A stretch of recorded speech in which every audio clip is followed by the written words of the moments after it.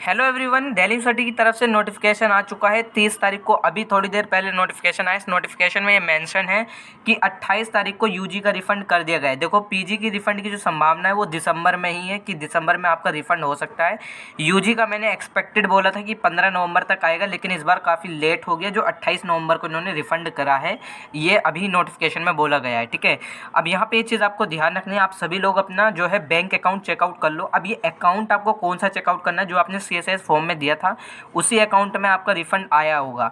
ये चीज़ आपको ध्यान रखनी है। आपको नहीं पता कि हमने सीएसएस फॉर्म में कौन सा अकाउंट दिया था, तो आप अपना फॉर्म डाउनलोड कर सकते हो पोर्टल से, आपको पता चल जाएगा वहाँ पे। और ये आप सभी लोगों ने दिया है, ऐसा नहीं है कि भैया मैंने तो दिया ही नहीं था।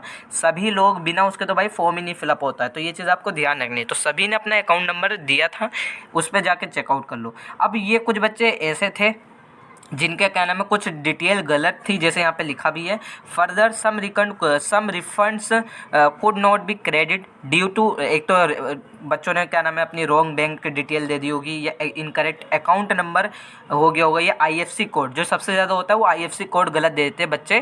तो इस केस में क्या होगा, स्टूडेंट्स को अभी बेसिकली यहाँ पे वेबसाइट पे आपको अपडेट कर दिया जाएगा, एक फॉर्म आएगा। ठीक है, मैंने पहले भी आप लोगों से कहा था कि एक फॉर्म आता है, अगर आप यूजी से हो या पीजी से हो, ठीक है, तो एक फॉर्म आता है, आप उस फॉर्म को फिलअप करना होता है, जिसमें आपकी बेसिकली क्या होती है, आपको डिटेल देनी पड़ती है, अपना अकाउंट नंबर, आईएफसी कोड, और आपका कौन सा बैंक है, आपका नेम क्या है, सीएसएस का फॉर्म नंबर क्या है, ये सारी डिटेल आपको उस फॉर्म में फिलअप करनी पड़ती है।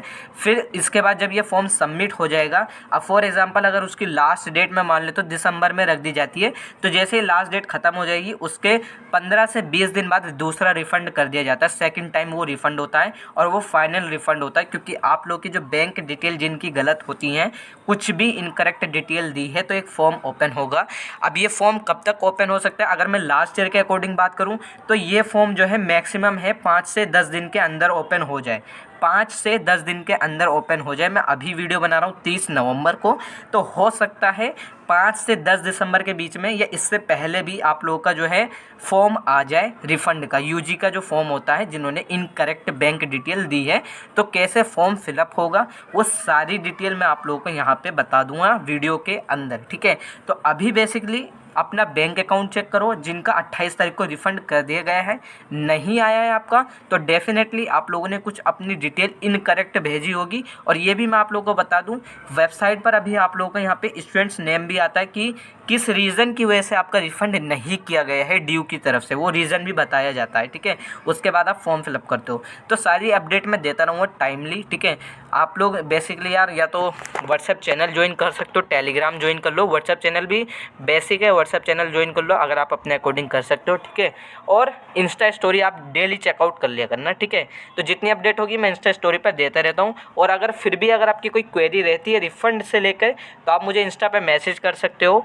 इंस्टा आईडी का लिंक मैंने डिस्क्रिप्शन बॉक्स में दे रखा है। और बाकी जो पीजी वाले स्टूडेंट्स हैं, तो पीजी वाले स्टूडेंट्स से मैं यही कहूँगा कि वो दिसंबर तक वेट करें अपने रिफ़ंड का। ठीक है, तो यही सारी चीज़ें थी।